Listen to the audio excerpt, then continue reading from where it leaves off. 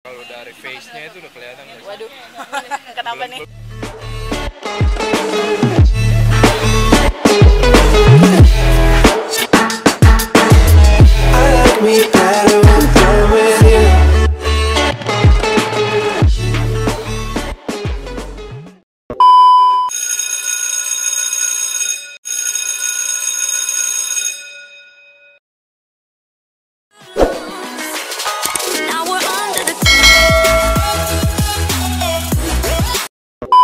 Tuh, 2, 3.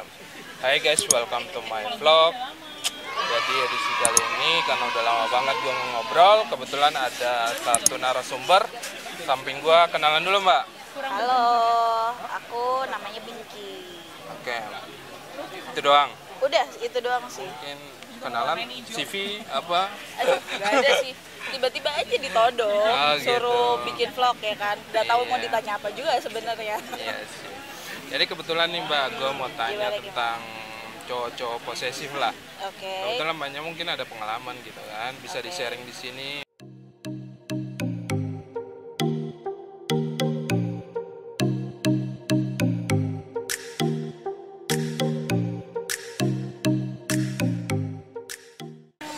Posesif yang kayak gimana dulu nih? Kalau misalkan sebenarnya ya menurutku itu tuh posesif tuh ada dua kriteria lah. Posesif in a good way sama in a bad way. Nah, coba tuh. Kalau misalkan posesif in a good way itu lebih ke kayak perhatian, care. Kalau misalkan posesif in a bad way itu yang kayak ngelarang-larang, tapi kayak apa, misalkan cemburu tuh cemburu buta gitu. Misalkan kayak gini deh, aku punya pacar nih, terus dia pergi, aku pergi, terus kayak ditanyain, kamu sama siapa? Misalkan ngomongnya sama saudara, tapi kayak udah deh nggak usah, ngapain sih, udah deh mending sama aku aja, pulang jam berapa, kemana, ngapain aja. Itu yang bad ya? Iya, itu yang bad sih. Terus kayak jadi efek ke depannya tuh posesifnya tuh yang jadi kayak bener-bener harus berdua sama dia terus. Terus yang kayak jadi main fisik, jadi toxic relationship ya. Kalau Kayak fisik gitu kan udah beda lagi tuh ya. Iya sih. Bukan posesif juga sih itu. Iya sih, masa posesif tuh kadang-kadang mungkin ya dia ngerasa kayak cara gue sayang gini nih. Cuma sebenarnya lo bisa melakukan hal yang lebih baik lah daripada itu untuk Sayangnya beda, implementasinya beda bang. iya. Terus misalkan nih kalau dari pengalamanku ya itu tuh dia posesif, terus kayak misalkan ngebilangin nih, kamu jangan gini dong, kamu jangan gitu dong, kamu jangan gini. Terus tiba-tiba karena emang dia ngerasa nih gue nggak bisa dibilangin, terus jadi kayak main tangan lah, atau yang jadi kayak ngedorong lah, apa yang gitu-gitu sih. Efeknya tuh jadi gitu, jadi posesif menuju toxic relationship aja gitu.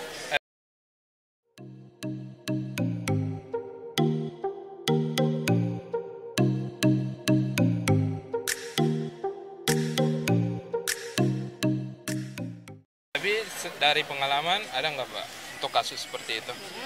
Ada sih. Nggak usah sebutin nama lah, paling nggak ada. Iya sih, kayaknya kalau disebutin nama juga kayaknya nggak kenal ya. Yang nggak kenal lah. Kalau ada sih itu awalnya itu yang tadi aku ceritain. Jadi Kasusnya awalnya kayak gimana? dia posesif banget, jadi sense of belongingnya tinggi banget. Udah berapa tahun kira-kira kalau misalnya? Itu aku dari kalau nggak salah 2012 sampai 2014 ke 15 lah. Oke, Dan terus? itu pun kalau orang-orang ya nanya kenapa lo bisa lama banget, udah tahu juga orangnya kayak gitu.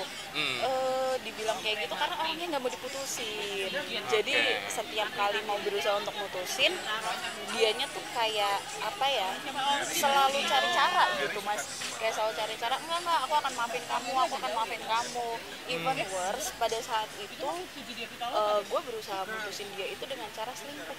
Oh gitu. Tapi tetap aja nggak ngaruh gitu.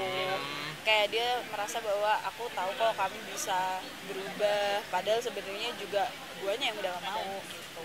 Tapi kalau dari pandangan cewek posesif yang arah-arah gitu gimana sih? Gak bagus juga sih sebenarnya buat hubungan ya. Kayak ya mungkin karena bertambahnya umur juga ya, orang kan kayak udah ya udah deh, kayak lo percaya aja sama pasangan lo, nggak perlu yang kayak worry too much yang gitu-gitu sih. Toxic banget kalau misalkan apa kayak posesif yang kayak gitu tuh jadinya toxic aja. Toxic Kayak banget ya. merugikan semua orang, jadi orang tuh jadi kayak nggak percayaan. terus habis itu elonya jadi worry too much, jadi dikit-dikit tuh kayak harus sama lo, dikit-dikit juga negatif thinking deh isinya gitu. Kalau cewek sih kebanyakan harusnya nggak suka. Kalau idealnya seperti apa sih Mbak kalau misalnya ada pasangan ideal ya, maksudnya buat mbaknya impiannya kayak gimana sih, nggak terlalu posesif atau kan ada juga yang posesif katanya juga itu bagus juga sih, katanya rasa sayangnya lebih paling nggak lebih tinggi lah levelnya gitu. Idaman itu sebenarnya kayak ya itu mungkin tadi yang posesif in a good way, kayak caring karena emang cuma pengen tahu aja, memastikan bahwa lo safe gitu. Kalau misalkan idaman yang lain sih relatif ya, kesukaan orang kan pasti beda-beda. Cuma secara personality sih orang kayaknya kalau cewek-cewek sih bakalan lebih ngerasa safe kalau misalkan lo tuh protektif tapi in a good way tadi. Misalkan kayak instead of lo nanya lo di mana sama siapa, kayak ya udah nanya aja kamu pulang jam berapa, hati-hati di jalan. Terus kayak udah ya nggak usah terlalu malam gitu aja sih. Ya yang biasanya orang pacaran aja. Iya. Tapi kalau misalnya Mbak, kalau misalnya kelihatan nih, kalau dari face-nya itu udah kelihatan nggak sih? Waduh, kenapa nih? Belum tentu juga ya.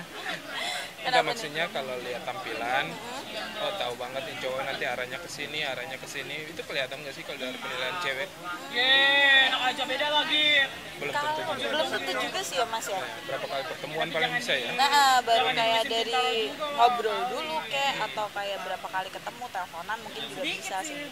Cuma kan banyak nih Mas sekarang orang-orang yang kayak two face ya, dia merasa yang kayak ada cowok yang beranggapan kayak gue baik-baikin dulu deh, atau kayak supaya ini orang kayak dia bangun trust dulu kan, dia bangun trust dulu, oke nih, kayak biasa nih cowok-cowok tuh kan zaman sekarang tuh sering yang kayak malam-malam diajak ngobrol serius, biar ditinggal tidur paginya baper gitu. Benar.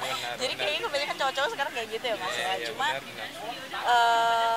bisa menilai kayak gitunya sih sebenarnya karena bertambahnya umur juga sih. Jadi kayak oh udah tahu nih gue ketemu sama cowok ini tipikalnya kayak gini, atau kayak gue dimanis-manisin dulu terus ternyata nanti ujung-ujungnya nggak enak gitu sih.